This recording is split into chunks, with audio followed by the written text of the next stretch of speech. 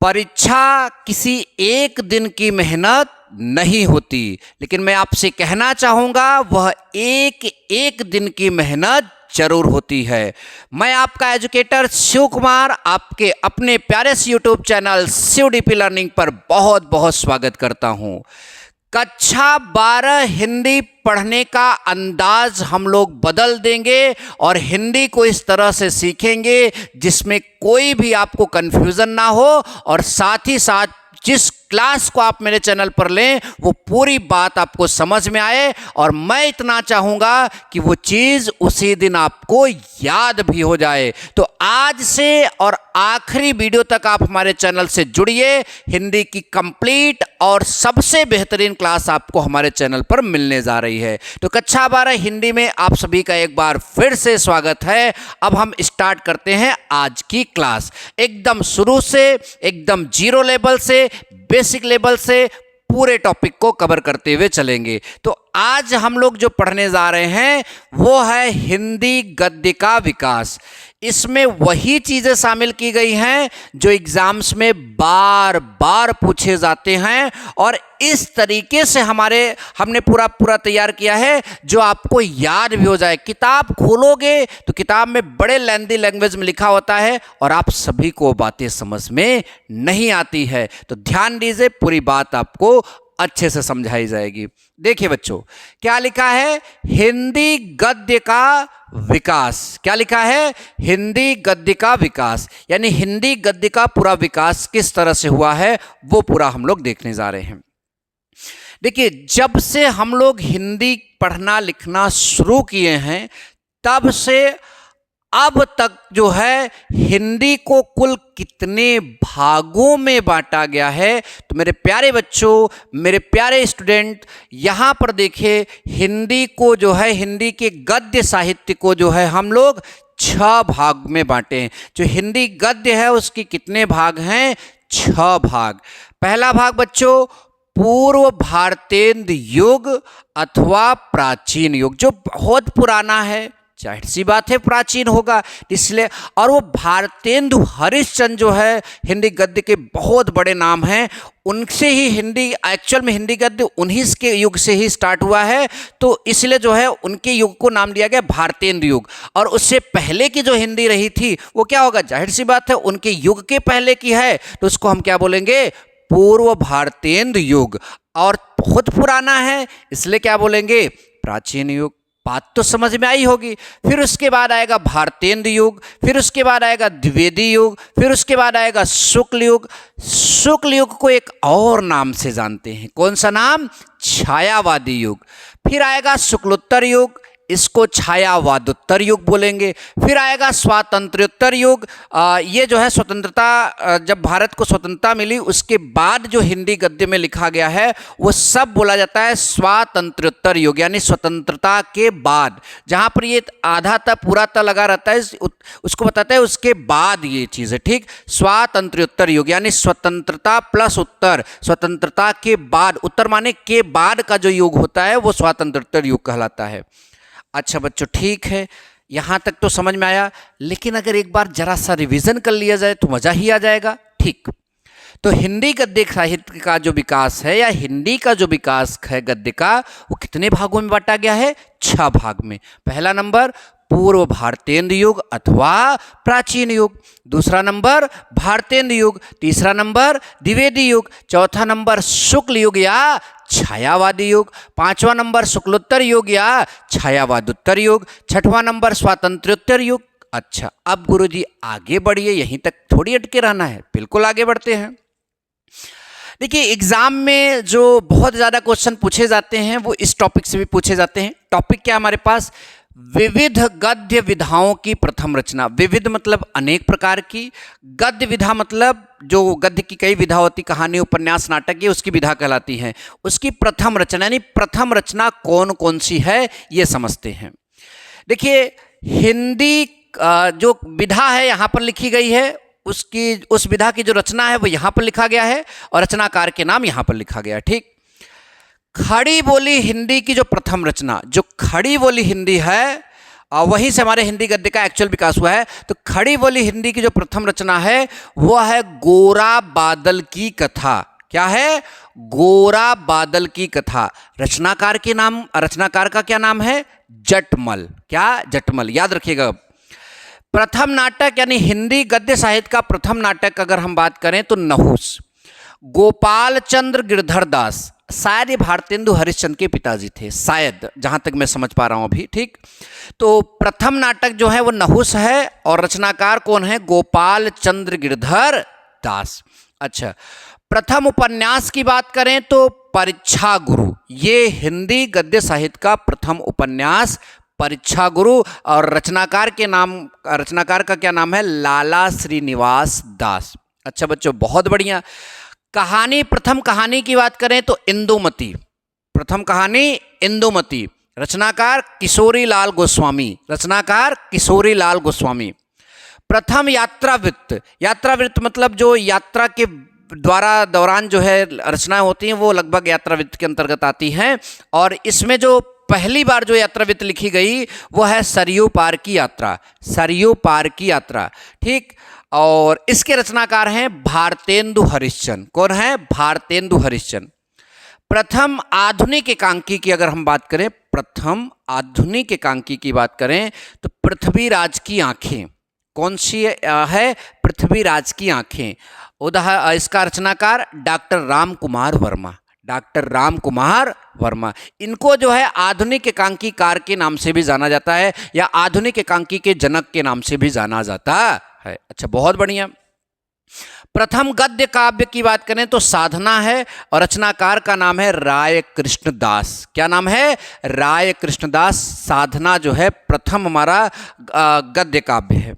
अच्छा, दूसरा पहलू गुरुजी समझ में आया, या तो हम लोगों को ही करना पड़ेगा। ठीक, तो देखिए, खड़ी बोली हिंदी की प्रथम रचना गोरा बादल की कथा, प्रथम नाटक नहुस, प्रथम उपन्यास परीक्षा गुरु, प्रथम कहानी इंदुमती, प्रथम यात्रावृत्त सरयू पार की यात्रा, प्रथम आधुनिक एकांकी पृथ्वीराज की आंखें, प्रथम गद्य काव्य साधना। इनके रचनाकार की बात करें, मतलब गोरा बादल की कथा जो है जटमल, नहुस के रचनाकार गोपाल चंद्र गिरधर दास, परीक्षा गुरु के रचनाकार लाला श्रीनिवास दास, इंदुमती के रचनाकार किशोरीलाल गोस्वामी, सरयू पार की यात्रा भारतेंदु हरिश्चंद्र, पृथ्वीराज की आंखें डॉक्टर राम कुमार वर्मा, और जो है साधना जो है राय कृष्णदास।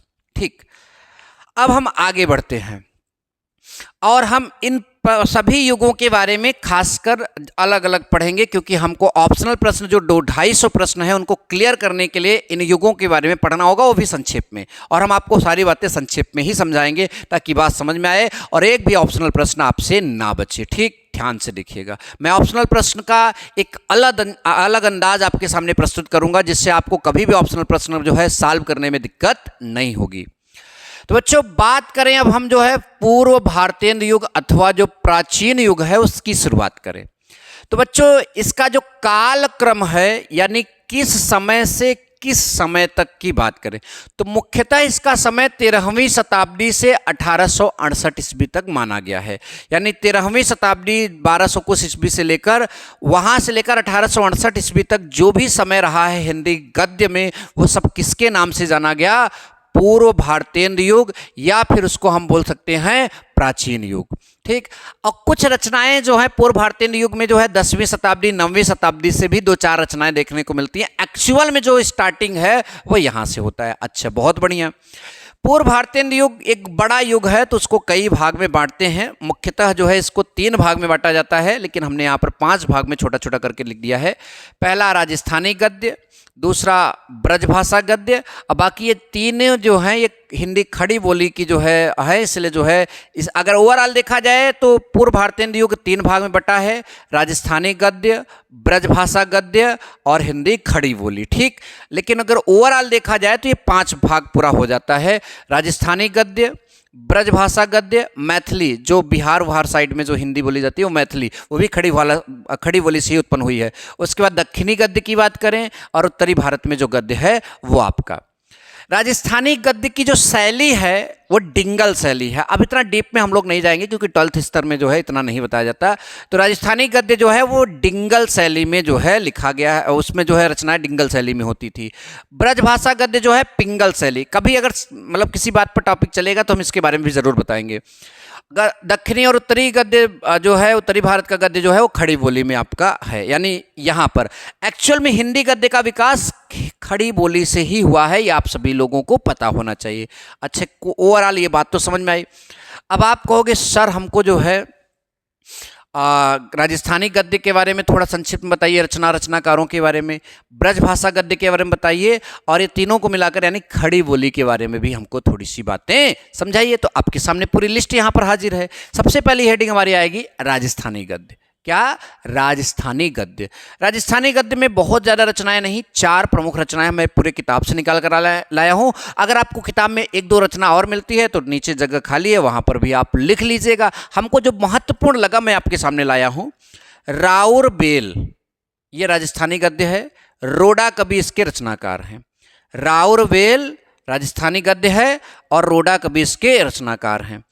उक्ति व्यक्ति प्रकरण बहुत इंपॉर्टेंट रचना, कई बार पूछी गई है बच्चों। उक्ति व्यक्ति प्रकरण जो है कई बार पूछा गया है। इसके जो रचनाकार हैं वो कौन है? पंडित दामोदर दार शर्मा। ठीक, पंडित दामोदर शर्मा, पंडित दामोदर शर्मा। ठीक, ये उक्ति व्यक्ति प्रकरण के रचनाकार हैं। वर्ण रत्नाकर की बात करें तो ज्योतिश्वर ठाकुर, और कीर्तिलता की बात करें तो विद्यापति। तो छोटा सा लिस्ट है राजस्थानी गद्य का, आप लोग याद करिएगा। ओवरऑल अगर देखा जाए तो ये पूर्व भारतेंद्र युग की रचना है। राजस्थानी तो उसका एक पार्ट है राजस्थानी गद्य, ओवरऑल देखा जाए तो पूर्व भारतेंद्र युग की ये रचना है। बहुत बढ़िया, आगे चलते हैं।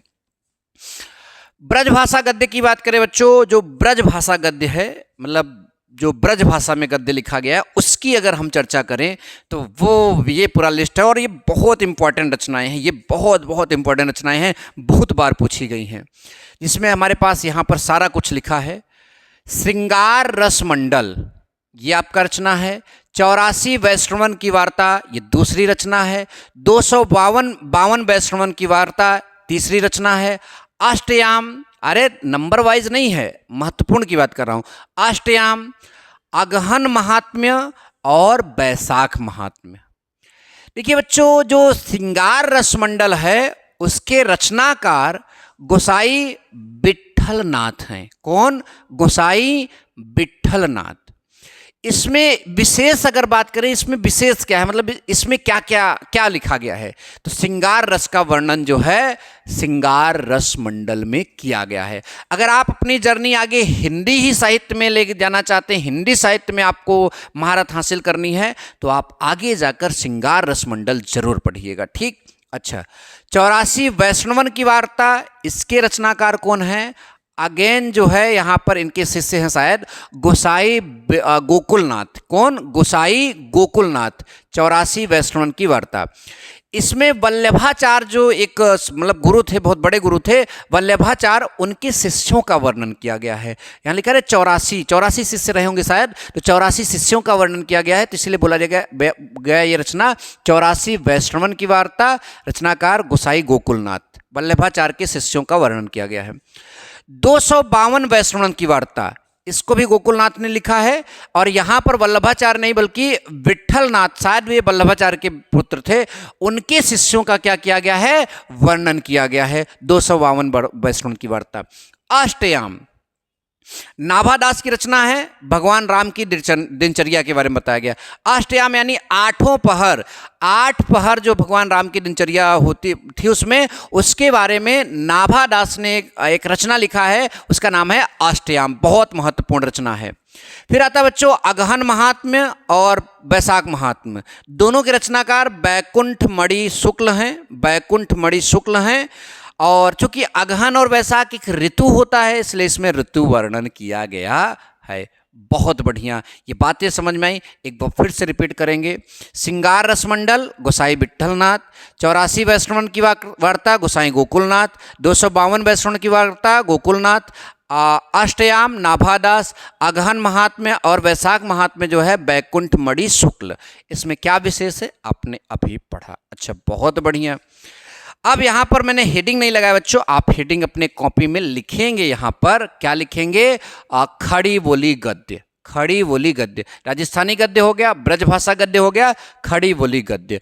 इसमें महत्वपूर्ण क्या है उस बात की हम लोग चर्चा करेंगे। ये रचना है, ये रचनाकार है और ये विशेष है। ठीक, हमारे पास यहाँ पर पहला जो खड़ी बोली गद्य में हमारे पास दिख रहा है, चंद छंद वर्णन की महिमा। क्या? चंद छंद वर्णन की महिमा। गंग कवि ने इसको लिखा है और प्रथम खड़ी बोली गद्य है। तो आपके पास कंफ्यूजन क्रिएट होगा। खड़ी बोली हिंदी की प्रथम रचना गोरा बादल की कथा, और यहाँ चंद छंद वर्णन की महिमा, कंफ्यूजन क्रिएट हुआ है, बना रहने दो।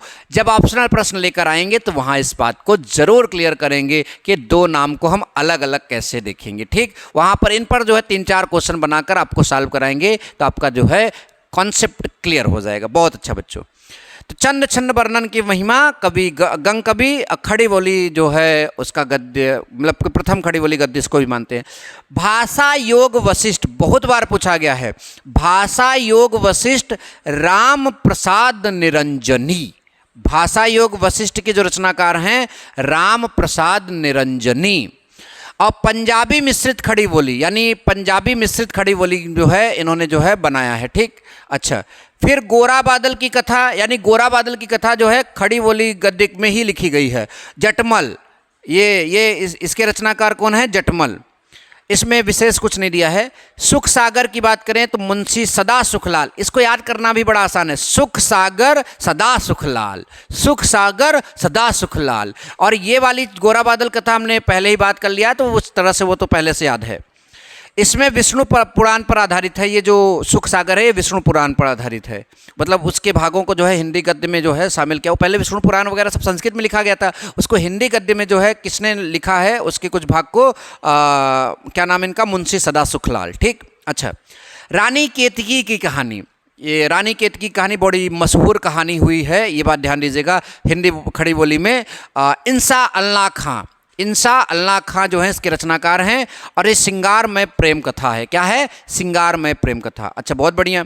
प्रेम सागर की बात करें तो लल्लू लाल, प्रेम सागर लल्लू लाल ने लिखा है। और भगवान के जो है दसम स्कंद के बारे में यहाँ पर बताया, भगवान के दसम स्कंद के बारे में जो है बताया गया है, और लल्लू लाल इसके रचनाकार हैं।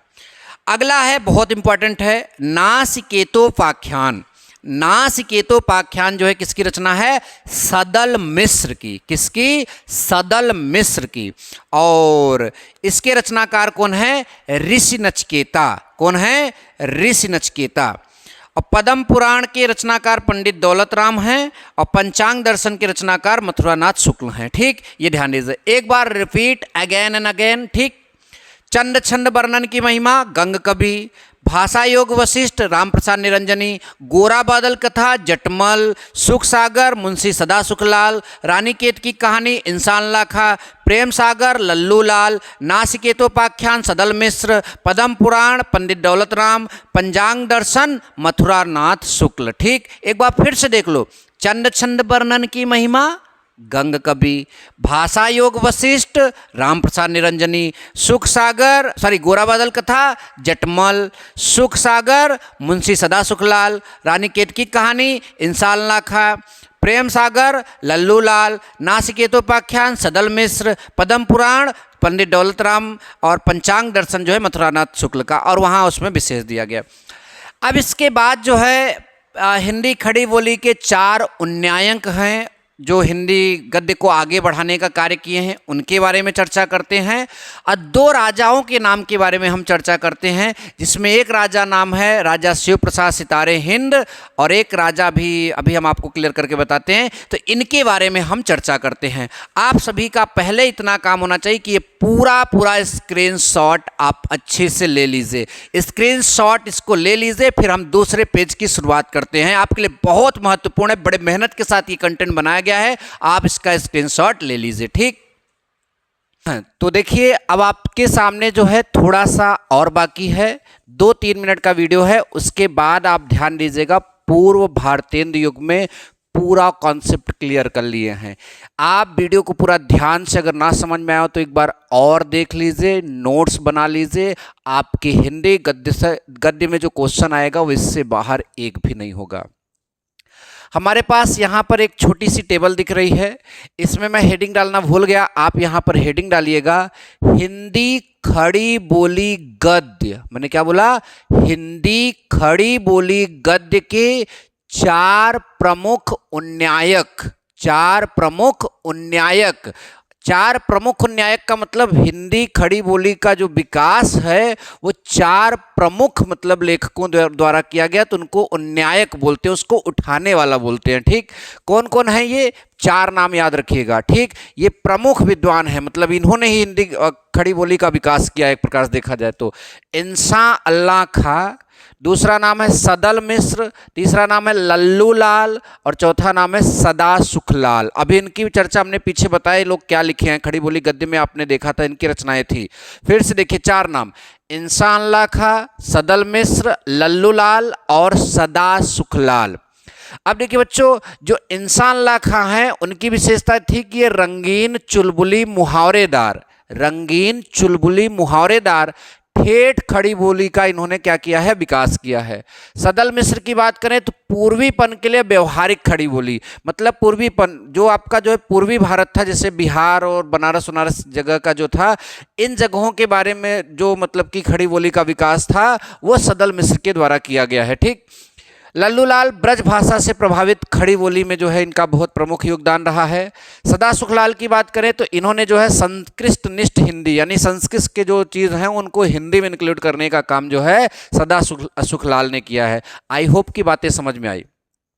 चलते चलते आपको तीन बातें और याद रखना है, इसलिए मैंने हेडिंग लगाया, सदैव याद रखें। Point number first, Swami Dayanand Saraswati ने, स्वामी दयानंद सरस्वती जो हैं उन्होंने सत्यार्थ प्रकाश, एक मतलब कि लेख है सत्यार्थ प्रकाश, इसकी रचना खड़ी बोली गद्य में किया था। स्वामी दयानंद जो सरस्वती है वो सत्यार्थ प्रकाश की रचना किसमें किए थे? खड़ी बोली गद्य में। अब इसके बाद दो राजाओं का नाम याद रखिए, राजा शिव प्रसाद सितारे हिंद। मैंने क्या बोला? राजा शिव प्रसाद सितारे हिंद, और दूसरा जो है राजा लक्ष्मण सिंह। इन्होंने भी जो है खड़ी बोली गद्य में अपना बहुत योगदान दिया है। क्या इनकी द्वारा दिया गया देखते हैं। जो शिव प्रसाद सितारे हिंद है, इन्होंने हिंदी भाषा का अरबी फारसी मिश्रित रूप प्रतिष्ठित किया, यानी अरबी फारसी जो शब्द थे उनको इन्होंने हिंदी खड़ी बोली में इंक्लूड किया और हिंदी खड़ी बोली का विकास किया। ठीक, इनकी प्रमुख रचनाओं की बात करें तो मानव धर्मसार बहुत इंपॉर्टेंट रचना है, विद्यांकर बहुत इंपॉर्टेंट रचना है, बैताल पचीसी और राजा भोज का सपना। ये चार रचनाएं आप अपने विद्या में जाकर देखिए, वहां पर पूछा गया राजा भोज का सपना किसकी रचना है, तो राजा शिव प्रसाद सितारे हिंद की। लास्ट में एक और आपके पास पॉइंट आता है राजा लक्ष्मण सिंह। राजा लक्ष्मण सिंह ने जो है हिंदी भाषा के संस्कृत निष्ठ रूप को प्रतिष्ठित किया। इसका मतलब है जो संस्कृत में रचनाएं थी उसको इन्होंने हिंदी खड़ी बोली में जो है शामिल किया। उनका नाम था राजा लक्ष्मण सिंह। इन्होंने आगरा से एक प्रजा हितैषी पत्र भी निकाला, एक प्रजा हितैषी नामक पत्र जो है इन्होंने आगरा से निकाला है। और इनकी प्रमुख रचनाओं की बात करें तो अभिज्ञान शकुंतलम जो कि संस्कृत की रचना है, हिंदी में बनाया गया है, रघुवंशम और मेघदूतम। तो इस तरह से बच्चों ये पहला लेक्चर आप सभी के लिए जो है काफ़ी महत्वपूर्ण रहा होगा। वीडियो अगर आपको अच्छा लगा हो तो आप वीडियो को लाइक ज़रूर करिएगा, और कोई भी दिक्कत होगी कमेंट के माध्यम से आप अपना सवाल जवाब कर सकते हैं। अब नेक्स्ट वीडियो में जो है हम भारतेंदु युग के बारे में पूरी चर्चा करेंगे। ऐसे पूरा सफ़र चलेगा और आखिरी जो मतलब टॉपिक होगा वहाँ तक आपका हिंदी पढ़ाया जाएगा। Thank you so much. जय हिंद, वंदे मातरम।